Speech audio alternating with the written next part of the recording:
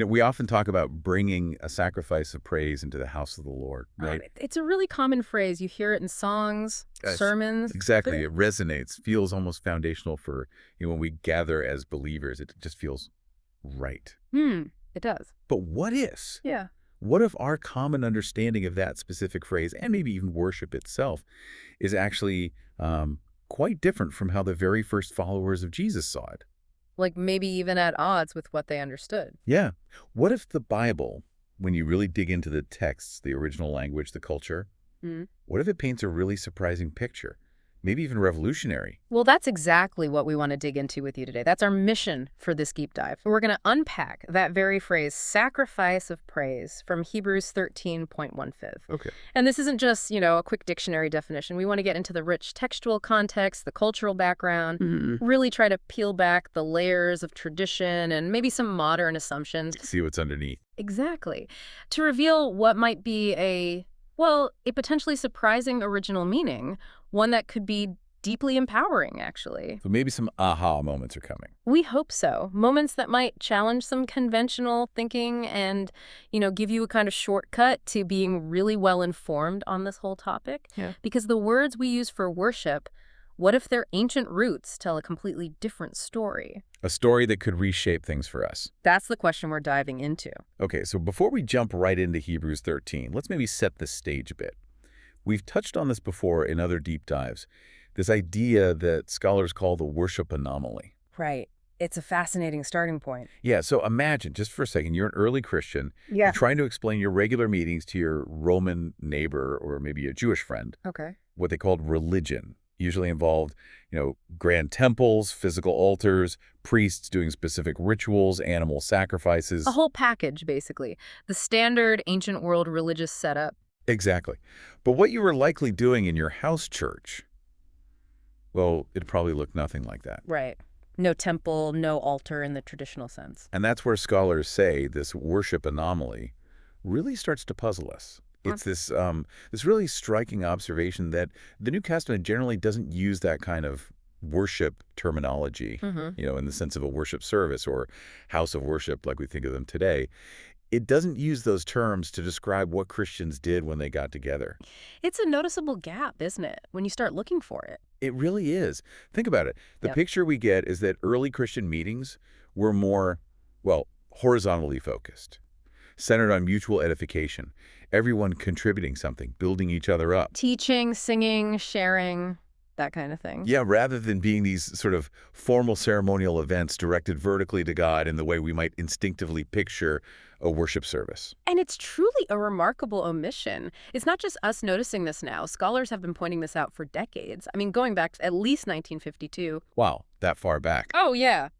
Thinkers like Gerhard Delling, for instance, he called it a marked difference from the religion of its Greek environment, basically saying, this Christian stuff, it didn't look like other religions around it. Okay. Peter Brunner found it amazing, his word, that the New Testament doesn't really let us just slap the label worship onto early Christian gatherings in the way we might want to. So it's not just a minor point. Not at all. Edward Schweitzer said it was very significant that words like sacrifice, offering, even worship aren't applied to the church assembly in the New Testament. Franklin Young, an American scholar back in '63, put it bluntly, Christians had nothing to do that could be called worship in the cultic sense. In the cultic sense, that's key, meaning the temple, sacrifice, priest kind of sex. Exactly. And Robert Banks from Cambridge noted that Paul, quote, never said that a person went to church primarily to worship. Even highly respected evangelical scholars like I. Howard Marshall concluded that worship is not an umbrella term for what goes on when Christians gather together. So these aren't fringe opinions then? Far from it. They've called this anomaly striking, astonishing, startling, difficult. Why? Because it bumps right up against our deeply held assumptions. We've kind of read our modern ideas back into the text, haven't we? Finding what we, quote, knew ought to be there, as one scholar put it. Yeah, that makes sense. We see it through our own lens. But the actual picture, the biblical one, seems quite different. The sheer volume of scholars saying this, it really does make you pause. It absolutely does. And it begs the question, if this anomaly is so clear to scholars, why does our modern practice often feel so, different, So, okay, we've got this worship anomaly, the New Testament generally steering clear of our modern terms. Hmm. What happens if we drill down to the actual Greek words that do get translated as worship sometimes? Does that shed more light? Excellent question. Because this is where language, and especially translation, becomes so critical. Right. When you're translating ancient languages, dealing with different cultures, hundreds, even thousands of years apart, context is everything. You can't just grab a dictionary definition. Like that example you used, the word present could mean a gift, or now, or to introduce someone. Precisely. Context tells you which one, and that's especially true for these really foundational terms related to worship. We need to see how they were actually used back then to avoid just overlaying our modern ideas onto them. Okay, so let's start with a big one. Proscaneo. You see this word a lot. What was it, 204 times in the Greek Old Testament, the Septuagint, and 61 times in the New Testament? That's right. It's frequent. Mm. And its core meaning isn't really an emotion or, something you do singing songs on a Sunday morning. It's fundamentally a physical act. Physical how? It literally means to prostrate oneself, to bow down low, often with your face touching the ground. It's an act of total submission, complete deference. So like a greeting, but a really profound one, showing homage. Exactly. Think about appearing before a king in the ancient world or a servant before a master. This physical act, proskuneo, was the standard way to show respect, acknowledge authority, demonstrate utter submission. Okay, so it's a physical gesture of submission. How does that connect to the temple then? Because Jewish devotion was so centered on the temple in Jerusalem. Absolutely. The connection is undeniable. In the Old Testament, proskuneo was actually an obligatory ritual. When you entered the temple grounds, you performed this prostration. It was required. Yes, it was the physical way you acknowledge you were entering God's sacred presence, his dwelling place on earth, the court of the great king. You see it in places like Ezekiel, 46 people doing this as they enter the gates into the courts. Wow. And it wasn't just a Jewish thing either. This act of prostration was common across the Middle East in pagan temples too. Remember Sennacherib, the Assyrian king in Compare Kings 19? It says he was prostrating himself in the temple of his god Nisroch.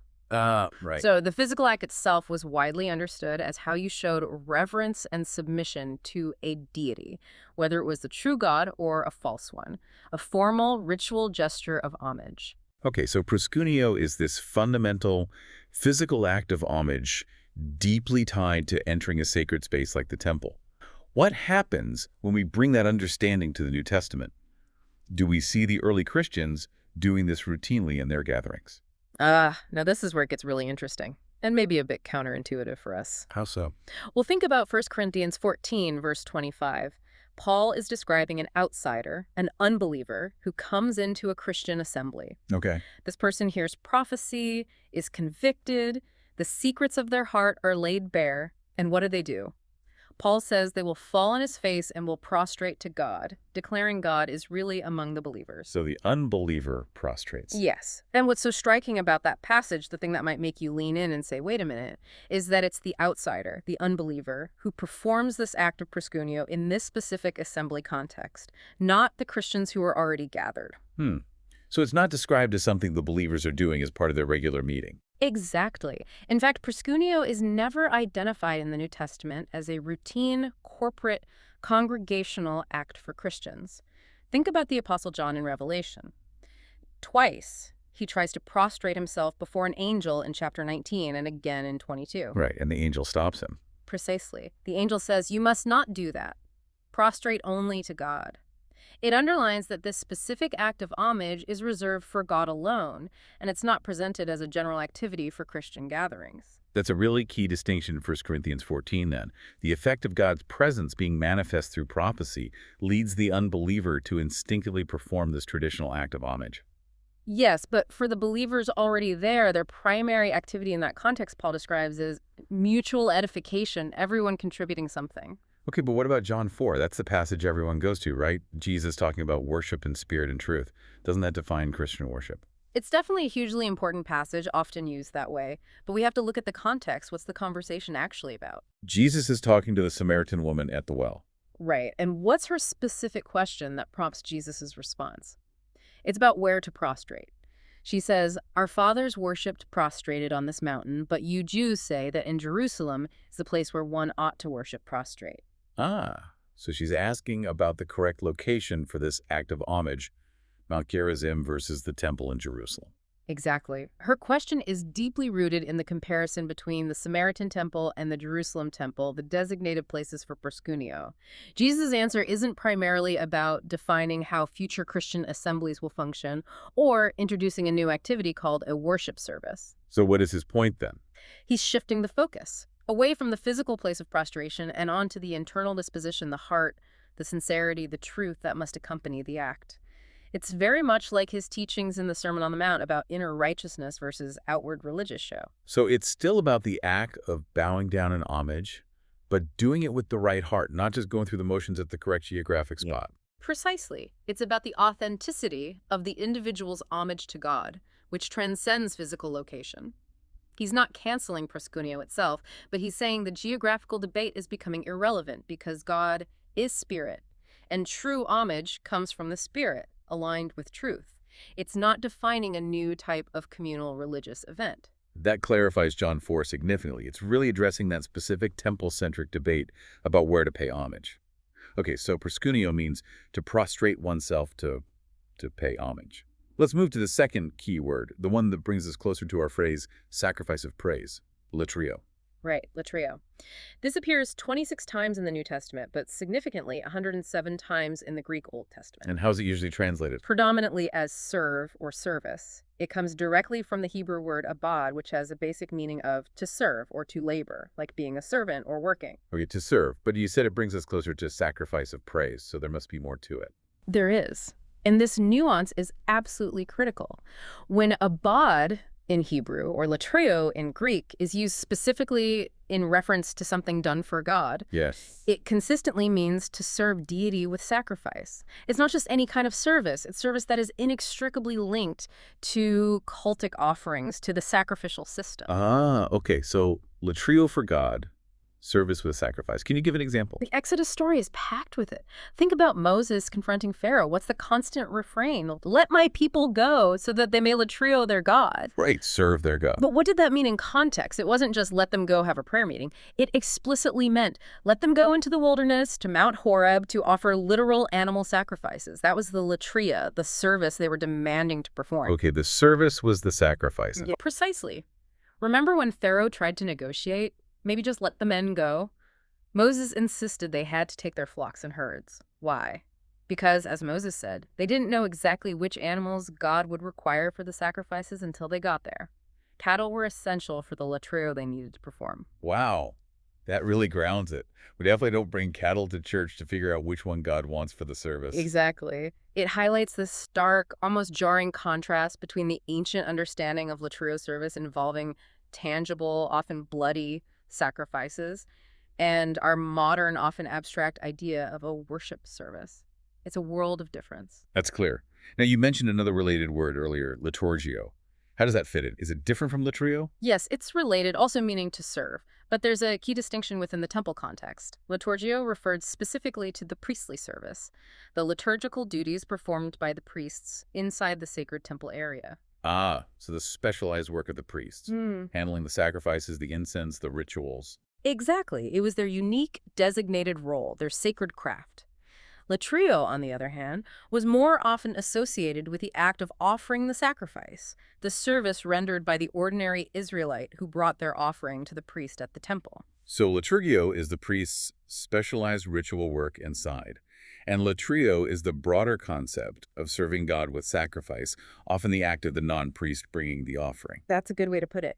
Both involve service to God, but with distinct roles within that old covenant system. And understanding this helps us appreciate the radical shift in the New Testament. Okay, so how does this shift happen? How does the latrueo, this word so tied to literal animal sacrifice, get used by Christians? This feels like where we connect back to sacrifice of praise. Exactly. This is where it gets really fascinating and directly relevant to our deep dive. In the New Testament, especially after Jesus' death and resurrection, and with the understanding that the temple system was becoming obsolete, latrueo takes on a powerful metaphorical or spiritual meaning. Okay, so it's reimagined. Radically reimagined. Look at Romans 12:1. Paul pleads with the believers. Therefore, I urge you, brothers and sisters, in view of God's mercy, to present your bodies as a living and holy sacrifice, acceptable to God, which is your spiritual latria. Your spiritual service or worship? Yes. Notice the language Paul uses. Present, sacrifice, holy, acceptable. These are all terms pulled directly from the sacrificial system, from the latrueo of the Old Covenant temple. Right, sacrificial language. But the act Paul is describing isn't a literal animal sacrifice anymore, it's spiritual. You are to offer your entire life, your body, your choices, your actions, your thoughts as an ongoing, continuous, living sacrifice to God. That's your true spiritual service, your latria. So latria becomes about the whole life lived for God, not just a ritual act. Precisely. It's a profound shift. And this brings us right to the heart of it, Hebrews 13.1516.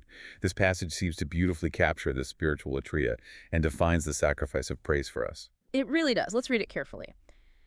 Through him, Jesus then let us continually offer up a sacrifice of praise to God, that is, the fruit of lips that give thanks to his name. Continually offer. But it doesn't stop there, verse 16 adds. Do not neglect doing good and sharing, for with such sacrifices God is well pleased. Ah, such sacrifices, plural, connecting the praise with the actions. Absolutely critical connection. So what is this sacrifice of praise, the spiritual latreia in Hebrews? It's not a one-off performance in a building. It's a continual offering flowing from a life transformed by Jesus. And it has two parts, it seems. Yes. Part one is the fruit of lips that give thanks to his name. This is the verbal expression, praise, thanksgiving, acknowledging God's goodness, maybe through song, prayer, testimony, everyday conversation, an outflow of genuine gratitude. The praise component. Right. But crucially, and this is the part sometimes overlooked, the passage immediately links this verbal praise to tangible ethical actions towards others, doing good and sharing, acts of compassion, generosity, practical help. And the author calls both of these things sacrifices that please God. Exactly. With such sacrifices, God is well pleased. So the sacrifice of praise isn't just singing or speaking words of thanks. It's that verbal gratitude coupled with a life of practical goodness and sharing. The two are presented together as the spiritual offering God desires. That makes sense. And the wider context of Hebrews 13 really supports that, doesn't it? It's not talking about church service structure. Not at all. Look at the surrounding verses. Hebrews 13 talks about showing hospitality to strangers. V2, remembering prisoners and those being mistreated. V3, keeping the marriage bed pure, being content, free from the love of money, submitting to leaders. V7:17. It's all about practical, ethical living within the community and the world. So the sacrifice of praise sits right in the middle of all this practical instruction about how to live. Precisely. It's framed within this holistic ethical life. It's the continuous expression of gratitude, fruit of lips, and good deeds, doing good and sharing, that flows naturally from a heart changed by Christ. This is the spiritual latria, the spiritual service, that replaces the literal animal sacrifices of the now obsolete temple system. It's not about what specific offering you bring to a place, but how your whole life becomes the offering. You've nailed it. That's the radical redefinition. This whole shift from literal temple sacrifice to a spiritual lifestyle offering makes so much more sense when we remember the immense significance of the temple itself and what happened to it. Absolutely. The temple context is crucial background. For first century Jews, remember, there was only one temple in Jerusalem, period. The single house of the Lord. The dwelling place of God on earth, the only authorized place for animal sacrifices for sin according to the law. So Jewish proscaneo, prostration upon entering, and latrueo, serving with sacrifice, were completely inextricably tied to that physical building. It was the absolute center. Right. Religiously, culturally, nationally. To imagine their relationship with God, their worship, without that temple, it was almost unthinkable. Which makes what Jesus predicted even more earth-shattering. Right, his prophecy of its total destruction. You mentioned Matthew 24, Mark 13, Luke 21, large chunks of the Gospels dedicated to this. Huge sections. He wasn't subtle. Not one stone here will be left upon another. For people living then, hearing that prediction about this magnificent, seemingly permanent structure, it wasn't just predicting a building falling down, it was predicting the end of their world as they knew it. The end of the whole system. Yes. Luke 21 records Jesus' warning, "When you see Jerusalem surrounded by armies, then recognize that her desolation is near. There will be great distress upon the land and wrath to this people."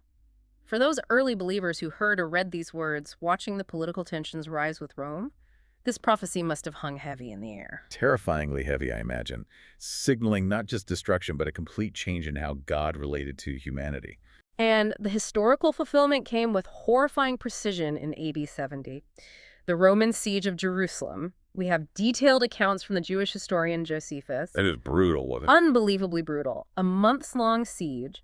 Titus, the Roman general, built a wall completely encircling the city, trapping everyone inside. Famine became horrific. Josephus records instances of cannibalism. Oh my And goodness. tragically, different Jewish factions inside the city were fighting each other even as the Romans were closing in. The Roman soldiers, when they finally broke through, showed little mercy. Josephus estimates 1.1 million people perished, 1.1 million. and another 97,000 taken captive, sold into slavery. The temple itself. Titus apparently wanted to save it initially, but in the chaos and fury of the final assault, it was set ablaze. Burned to the ground. Just as Jesus predicted, not one stone left on another, effectively. The uncanny accuracy is staggering. And for Jews then and now, this wasn't just a military defeat. Orthodox Judaism views it as the moment God's tangible presence, the Shekinah glory, literally left the temple, never to return in that same way. The spiritual impact was immense. Okay, so the temple is gone, utterly destroyed. What does this mean for the concept of worship? It means everything changes. Remember that quote from Everett Ferguson? Worship in the ancient world meant temple with its accompanying statue, altar for the sacrifice of animals, and priesthood. Right, those four key elements. Temple building, often an idol statue, an altar for blood sacrifice, and official priests. Take those away, and what do you have? From the perspective of the surrounding Jewish and Greco-Roman world, early Christians looked, well, odd. Incomplete. They seemed to lack a proper religion. Because they didn't have the expected infrastructure. Exactly. Yeah. Edmund Judge put it well. Without a temple, without a cult statue, without ritual, the early Christians lacked the time-honored and reassuring routine and sacrifice that would have been necessary to link them with their religion.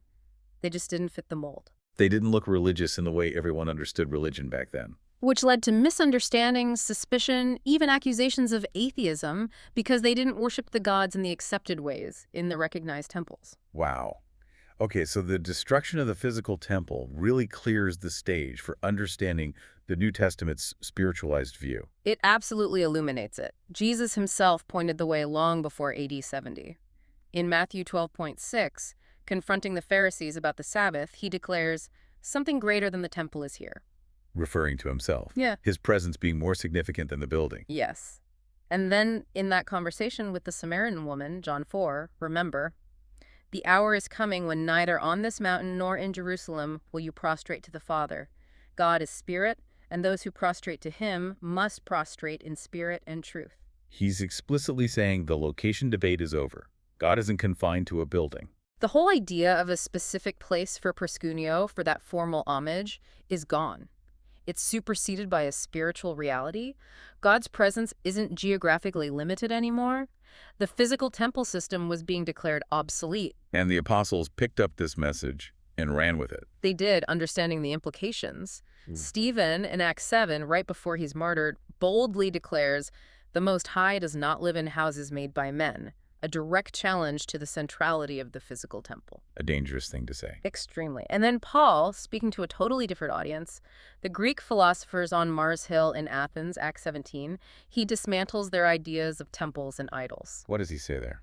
He says, "The God who made the world and everything in it, being Lord of heaven and earth, does not live in temples made by man. Okay, similar to Stephen. Nor is he served by human hands as though he needed anything." That second part feels huge. Nor is he served by human hands as though he needed anything. It's revolutionary. Paul is directly countering the entire pagan and maybe even some Jewish conception of worship as something humans do for gods. I mean, God somehow needs our sacrifices, our rituals, our beautifully built temples, our worship services. Paul says, nope, God isn't needy. He's the giver, not the receiver in that sense. That completely flips the script on why we gather or what we offer. It's not because God needs it from us. Exactly. It fundamentally reframes the entire human-divine relationship away from appeasement or fulfilling a deity's needs. So if God doesn't live in temples made by hands and isn't served by us as though he needs it, then where does God dwell? What is the temple now? And here's the radical, beautiful New Testament redefinition. Paul asked the Corinthians, almost incredulously, "Don't you guys know that you all are God's temple and that God's Spirit now lives in you?" That's 1 Corinthians 3.1 sem. We are the temple, collectively. Yes. And he gets even more personal in chapter 6, verse 19. "Or do you not know that your body is a temple of the Holy Spirit who is in you?" So individually and corporately. Both.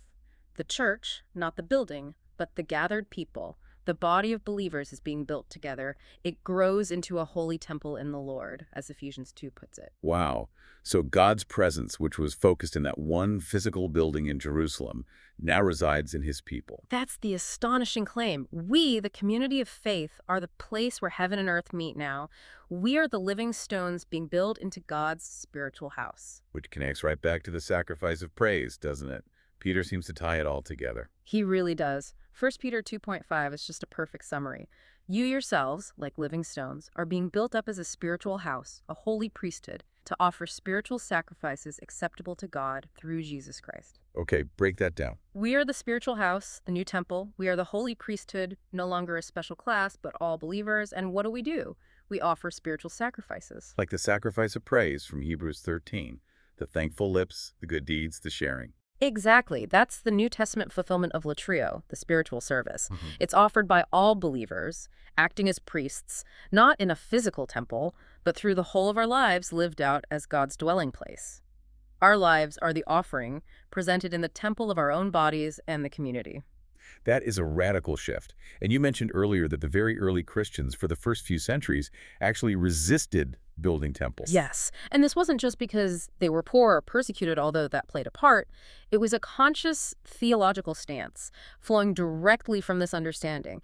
They really believed they were the temple. Do we have quotes on that? Oh, absolutely. Clement of Alexandria, around 200 AD, wrote that scripture itself prohibits sacrifices and building temples because the Almighty is not contained in anything. Origen, around 250 AD, said plainly, "We refuse to build temples to the giver of all life. Our bodies are the temple of God." They were explicit about it. Very. Minucius Felix, same era, asked rhetorically, "Should I shut up the might of so great majesty within one little building? God should be dedicated in our mind and consecrated in our inmost heart." Arnobius, around 300 AD, just stated, "We do not rear temples for the ceremonies of worship." So for nearly 300 years, this was the consistent view. No special buildings needed. That was the dominant theological understanding and practice, which leads to that incredible aha moment we talked about. They were often seen as atheists by the Romans. Because they didn't have the visible signs of religion, temples, altars, idols. Exactly. They rejected the very things that defined religion for everyone else. Their refusal to build temples was a radical statement about the nature of God and where he dwells. It made them unique, suspicious, and profoundly different. Okay, so for centuries, Christians resisted temple buildings, understood themselves as the temple, and saw their sacrifices, spiritual praise, and good deeds. But clearly things changed. We have church buildings called temples or sanctuaries now. How do we get from there to here? Yeah, that clarity, that radical difference, it began to blur and shift quite dramatically starting around the 4th century. The big catalyst, as you might expect, was Emperor Constantine. Right. Legalizing Christianity, then favoring it, making it mainstream. Exactly. Once Christianity went from being a persecuted minority to the emperor's favored religion, suddenly there was immense pressure, internal and external, to look like a proper, established, respectable Roman religion. To fit in. To fit in. And you see it in the language almost immediately. Eusebius, the historian who was very pro-Constantine, writing around 320 AD, starts describing the new, often imperially funded church buildings not just as meeting houses, but using grand language. Holy temples, consecrated houses of prayer, sacred buildings. So the language shifts first. The building itself starts being called the church, the temple. That semantic shift is the thin edge of the wedge. It opened the door for what some scholars call the Great Reversion, a gradual slide back towards the very literal temple concepts that Jesus and the apostles had spiritualized. A reversion? Yeah. Wow, how did that happen? Was it step by step? It seems to have been a progression, maybe not always conscious, but definite. 4 key steps seem to have occurred over a couple of centuries. First, the Lord's Supper started being reinterpreted. How so? Instead of just being a remembrance meal, a proclamation of Christ's death, starting as early as the 2nd century with writers like Justin Martyr, it began to be seen as a sacrifice that believers offered to God. Offering the bread and wine to God. Yes, often misinterpreting Old Testament prophecies like Malachi 1.11 about Gentiles offering a pure offering and applying it to the Eucharist. Apocryphal texts like the Acts of Peter also portrayed it this way. This fundamentally changed its meaning and direction. Okay, step 1. Supper becomes a sacrifice offered by us. What's next? Well, If the supper is a sacrifice, then logically, the table it's served on starts being thought of as an altar. Ah, makes sense. Sacrifice needs an altar. Exactly. Ugh. This wasn't just symbolic, it implied a place where offerings were made to God. Step 3. If you have a sacrifice being offered on an altar, you need someone qualified to offer it. Right. You need a priest. Precisely. So church leaders, bishops, elders gradually began to be seen not just as shepherds or overseers, but as a special class of priests mediating the sacrifice. Figures like Clement of Rome, Ignatius, Cyprian, their writings show this developing sacerdotalism, this clergy-laity distinction becoming sharper. Which goes against Peter saying all believers are a holy priesthood. Directly against it. It recreated a priestly class. And finally, step 4. With Constantine's backing, Christians started building magnificent, dedicated structures, grand basilicas.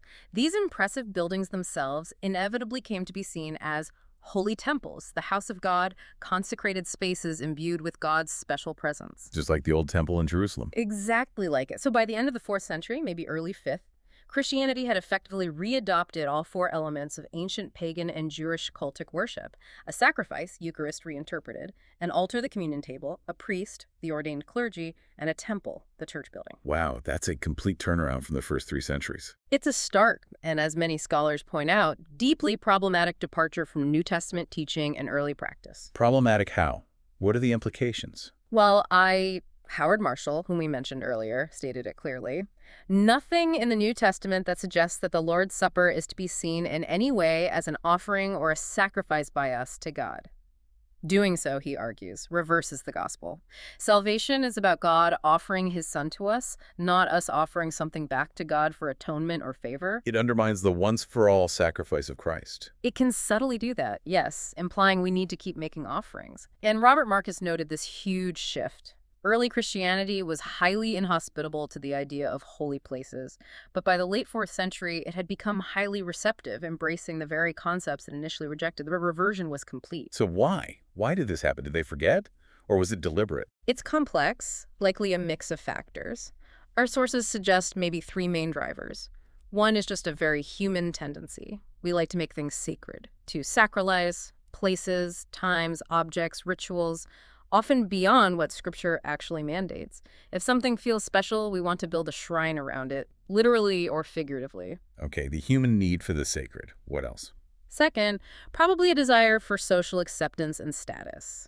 After centuries of being outsiders, maybe even persecuted, once Christianity became legal and then favored, there was likely pressure to look like a real religion in the eyes of the Roman world.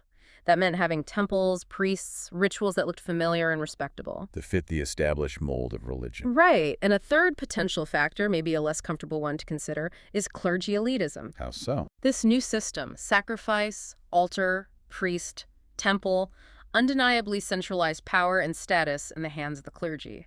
They became the indispensable mediators, the ones who handled the sacred things. Some writers even started calling bishops earthly gods. This elevated their position immensely, creating a hierarchy very different from the mutual priesthood described in the New Testament. Separating the holy clergy from the ordinary laity. Yes, effectively sidelining the priesthood of all believers and returning to a model where a special class performs sacred duties for the rest. This historical journey, seeing how things shifted from the spiritual understanding back to literal temple concepts, it really forces a question for us today, doesn't it? It does, a challenging one. For you listening. Do we, maybe without even realizing it, still operate under some of these reverted temple ideas? Do we subtly believe that just showing up at the holy place on the holy day or participating in the rituals has some kind of inherent merit, maybe even sin-remitting power? Does it subtly overshadow the absolute sufficiency of Christ's once-for-all sacrifice? It pushes us to examine if our practices truly align with the New Testament's radical understanding of grace, the spiritual temple, and our spiritual sacrifices.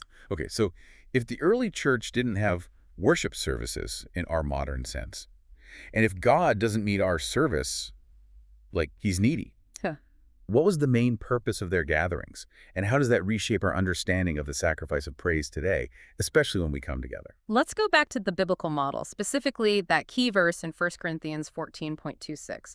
Paul asks, "What's the outcome then, brothers and sisters? When you assemble, each one has a psalm, a teaching, a revelation, a tongue, or an interpretation." And then the punchline. All things are to be done for edification. For edification. Mhm. Mutual upbuilding. That's the stated goal. That's the explicitly stated purpose. Yeah. This verse, though maybe not quoted as often as some others, is absolutely central to the New Testament's vision for why Christians gather. It's not primarily about putting on a performance for God. It's about building each other up in faith. So this highlights a real contrast, doesn't it, between the worship model focused on ritual, reverence, maybe performance, and this edification model focused on mutual growth and participation. A fundamental contrast. In the worship model, often the building is seen as holy, the service has to be aesthetically pleasing or correctly performed, and the worshipers are often passive spectators. The focus tends to be on regulation, doing things the right way. Okay. But in the edification model, the building is just functional, could be anywhere. The meeting itself must be edifying, must actually build people up, and the people are active participants, expected to contribute and mature. The focus is on results. Are people actually growing spiritually? And how does the sacrifice of praise fit into that edification model? Beautifully. Remember Hebrews 13? The fruit of lips that give thanks and doing good and sharing? These are edifying acts. When we share genuine thanksgiving, when we teach or encourage one another through song or word, fruit of lips, when we coordinate efforts for good deeds and sharing these things build up the community. They foster maturity. They are the results of transformed lives being lived out together, not just rituals performed at a service. Your life is the latrueo, the service, and the gathering is where you practice and strengthen each other in it. So if we compare this edification model with many modern church gatherings, what might be missing sometimes? Well, focusing on edification highlights a few potential gaps. First, maybe less opportunity for genuine one anothering. What do you mean by that? All those New Testament commands. Yeah. Comfort one another, exhort one another, pray for one another, confess sins to one another, bear one another's burdens. True horizontal interaction. Sometimes the format of sitting in rows facing forward limits that deep mutual ministry. We become passive receivers rather than active participants in each other's lives during the gathering. It can lean that way. Second, Paul clearly envisioned multiple people contributing diverse gifts: teaching, prophecy, tongues, interpretation, songs. Often today, gatherings are dominated by one primary speaker, usually a professional clergy member. This can limit the perspectives and stifle the development of gifts within the body. Right. And that leads to the third point. Yes, it can stifle the opportunity for individuals to grow into teachers and leaders themselves. The writer of Hebrews actually chided his readers for this in chapter 5, saying they ought to be teachers by now, but still needed basic instruction. The edification model, by its nature, is a training ground, encouraging everyone to use and develop their gifts for the common good. So if we really made edification mutual upbuilding the driving purpose of our gatherings, how would that change things? The results could be dramatically different. The focus shifts from meticulously regulating the details of the service to ensuring we meet the mandated goals Paul gave. Sure. Primarily, that everything be done decently and in order, which means intelligibly and respectfully, not necessarily rigidly uniform, and overarching everything, that it all be done with love. 1 Corinthians 13, the love chapter, sits right before chapter 14's instructions on gatherings for a reason. Love in the assembly. What does that look like? Patient listening, even when someone's contribution isn't perfectly polished. Not being jealous when someone else has a powerful insight or gift. Enduing one another's quirks and imperfections. Bearing with immature contributions while encouraging growth. When love and edification are the goals, the assembly becomes, as you said, a vital practice session for real Christianity. A place to hone the skills needed to live out our faith and offer that sacrifice of praise, our thankful lives, good deeds, sharing more effectively outside the meeting. Exactly. The gathering equips us for the ongoing spiritual latria of our daily lives. And this perspective must also change how we view the praise part of the sacrifice of praise, especially things like singing together. It really should. If edification is the goal, then when we sing, offering the fruit of lips that give thanks, the primary focus shifts. It's less about just creating an emotional high or a concert-like atmosphere or performing perfectly for an audience, even if that audience is God. What does it become about that? It becomes more about the message, the theological content of the lyrics, the instruction and admonition happening through the song, as Colossians 3.16 suggests, teaching and admonishing one another with psalms, hymns, and spiritual songs. Does the song build up understanding? Does it foster genuine gratitude based on truth? Does it encourage godly living? So content over just atmosphere. Instruction over just emotion. Precisely. It aligns singing directly with the edification model and the full meaning of Hebrews 13.15:16. The songs become tools for teaching, for reminding each other of God's character and promises, for spurring one another on to love and good deeds, which is the sacrifice God desires. There really is a profound wisdom, a brilliance in this biblical model, isn't there? If the clear, stated, agreed upon goal of every single time we gather is mutual edification, spiritual growth, and equipping each other for our life offering. Then it's far more likely that those things will actually happen. It might look messy sometimes. It might require more patience and involvement than a polished performance. But the New Testament seems confident that this path leads to genuine community transformation and enables each believer to truly offer their spiritual sacrifice of praise. Okay, this has been incredibly insightful. As we start to wrap up this deep dive, let's try and summarize the core revelations we've unpacked today. Sounds good. First, we saw that worship words in the Bible, especially proscaneo and latrueo, originally pointed to very specific, often physical, temple-related activities, prostration, ritual service involving sacrifice. Right. Deeply rooted in that ancient cultic context. Second, the literal destruction of the Jerusalem temple in AD 70 was pivotal. It effectively ended the necessity, even the possibility, of that literal place-based sacrificial system. God's presence wasn't confined there anymore. A monumental shift, foreseen by Jesus and understood by the apostles. Third, the New Testament, and Hebrews 13.15-16 is a prime example, radically spiritualizes these concepts. The true temple is God's people. The priesthood belongs to all believers. And the sacrifice of praise, our spiritual latria, becomes a continuous offering of thankful speech combined with practical good deeds and sharing. It's a whole life orientation. Not a ritual, but a reality lived out. And finally, we saw that the early church, for centuries, actually lived this out. They resisted building temples and altars, focusing instead on mutual edification in their gatherings. The move back toward seeing buildings as temples, leaders as priests, and rituals as sacrifices was a later development, a great reversion away from the initial New Testament understanding. A historical shift with profound theological consequences. So we hope this deep dive has been a useful tool for you, for your own understanding, helping you maybe navigate modern practices and concepts with a clearer, more robust biblical foundation. Yeah, the goal isn't just historical curiosity. Understanding the sacrifice of praise in its original context can empower you to live out a richer, more authentic faith. One focused less on checking boxes in a service and more on the genuine spiritual offering of your entire life and the vital importance of building each other up whenever you gather. It really shifts the focus from what happens in a building for an hour or two to what happens in your life 24/7. That's the heart of it. So we want to leave you with a final provocative thought to mull over. If God is truly, as Paul declared, not served by human hands as though he needed anything, and if our primary sacrifice of praise is the fruit of lips that give thanks flowing into doing good and sharing, then what truly defines sacred space and holy time for you in your actual everyday life? Where and when are you consciously offering that spiritual sacrifice? How might this understanding reshape your view of your work, your family interactions, your conversations with neighbors, your private moments of gratitude, as the real substance of your service to God? Something profound to keep exploring.